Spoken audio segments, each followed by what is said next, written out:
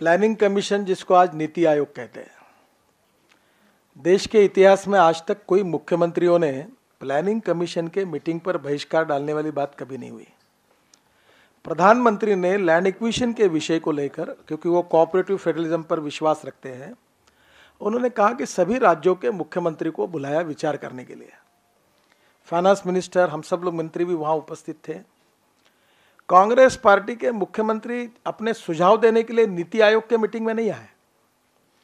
तो इस देश के इतिहास में पहली बार प्रधानमंत्री ने डायलॉग करके सलाह के लिए, चर्चा करने के लिए बुलाया। तब नीति आयोग के बैठक में, लैंड एक्विजिशन के विषय पर बुलाई गई बैठक में इन्होंने बहिष्कार डाला। लोकतंत्र में इनकी बात कहने का एक अवसर था, वहां आए नहीं, बहिष्कार डाला। दूसरी बात, बहिष्कार तो डाला, बाद में उसको, उस मीटिंग को भी बाहर जाकर क्रिटिसाइज किया। अब वही क्रिटिसाइज करना है तो वहां आकर बोल सकते थे। मेरा कहना इतना ही है कि इस पर राजनीति कर रहे हैं।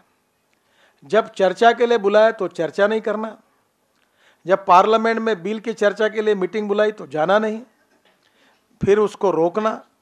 यानी एक प्रकार से इस विषय के ऊपर लगातार जब जब अवसर मिलता है तो चर्चा नहीं करना, अपनी बात नहीं रखना, और केवल उसके ऊपर राजनीति करके किसानों को कैसे गुमराह किया जा सकता है, झूठ बोलकर, बेबुनियाद बातें बताकर। इसका ये उदाहरण है।